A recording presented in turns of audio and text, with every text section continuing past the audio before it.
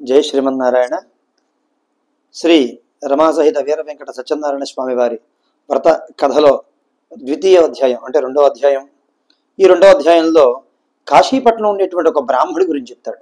కాశీపట్నంలో ఒక పేదవాడైనటువంటి అధిక సంతానం కలిగినటువంటి వేద పండితుడు ఉండేవాడు. అతడి పేరు విష్ణు శర్మ. అతడు ఎంతో కటిక దారిద్ర్యాన్ని అనుభవిస్తూ ఉండేవాడు. అయితే ధర్మాన్ని మాత్రం విడిచిపెట్టలేదు.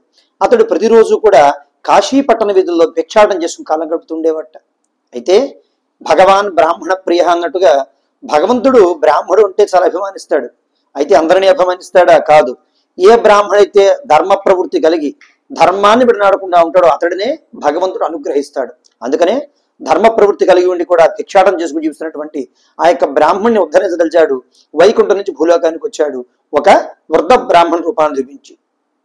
అయితే ఆ యొక్క వృద్ధ బ్రాహ్మణ రూపాన్ని ధరించినటువంటి సత్యదేవుడు భూలోకానికి వచ్చి అదే సమయంలో ఈ యొక్క బ్రాహ్మణుడు కూడా భిక్షాటం కోసం బయటికి వచ్చాడు. ఒకరికొకరు ఎదురుపడ్డారు. ఎదురుపడినప్పుడు ఈ యొక్క మారువేషంలో ఉన్నటువంటి సత్యదేవుడు చెప్పాడు బ్రాహ్మణుడితోటి, నీవు నీ ఇంట్లో సత్యదేవుడి యొక్క వ్రతాన్ని చెయ్యని.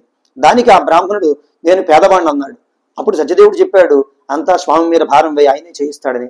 అలాగే అని చెప్పిన ఆ బ్రాహ్మణుడి ఇంటికి వెళ్ళాడు. మరుసటి రోజున లేచాడు. స్నాన సంధ్యావందనాది కార్యక్రమాలని కూడా ముగించుకుని బయటకు బయలుదేరి వెళ్తూ సత్యదేవుడు నమస్కారం చేస్తున్నాడు. సత్యదేవ, ఈ రోజు నా గృహంలో నీ యొక్క వ్రతము చేదలిచాను, దీనికి సహకరించు అని. అయితే ఎప్పుడైతే అలా అని చెప్పి భిక్షాటనకి వెళ్ళాడో ఆ రోజున భిక్షాటనలో సత్యదేవుడి యొక్క వ్రతానికి కావాల్సిన సామాగ్రి అంతా కూడా సమకూరింది ఆ బ్రాహ్మణుడికి. అప్పుడు ఇదంతా కూడా స్వామి వారి మహిమేం తెలుసుకుని ఆయనకి మనస్సురానికానికి నమస్కారాలు చేసి ఇంటికి వచ్చి సత్యదేవుడి యొక్క వ్రతాన్ని భక్తి శ్రద్ధలతో ఆచరించాడండి. ఆ మరుసటి రోజున ఆ యొక్క బ్రాహ్మణుడికి కాశీపట్టణాన్ని పరిపాలించేటువంటి మహారాజు గారు కొడుకులో రాజపురోహితుడి కింద ఉద్యోగాలు తెప్పించిన అతడి దరిద్రం అంతా కూడా తొలగిపోయింది. ఒక రోజున ఇలాగే సత్యదేవుడి యొక్క వ్రతాన్ని చేస్తున్నాడు ఆ బ్రాహ్మణుడు. అదే సమయంలో ఒక కట్టెలు ముగ్గురేవాడు అటుగా వెళ్తూ ఆ బ్రాహ్మణుడి ఇంట్లోకి వచ్చి మంచినీళ్ళు అడిగాడు.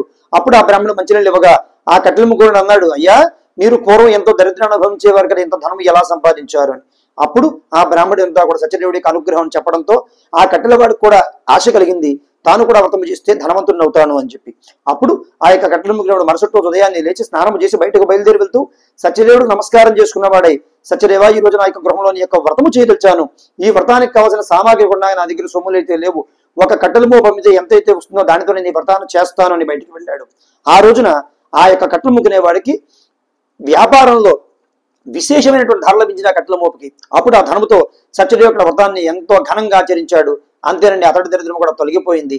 అప్పటి నుండి ఆ యొక్క కట్ల ముక్కనేవాడు ఈ బ్రాహ్మడు ఇరువురు కూడా వీలు కుదిరినప్పుడు స్వామివారి వ్రతాన్ని ఆచరించి మోక్షాన్ని కూడా పొందారు అని చెప్పని ఈ యొక్క రెండవ అధ్యాయంలో వివరించారండి. సమాప్త. శ్రీమాత్రే నమః.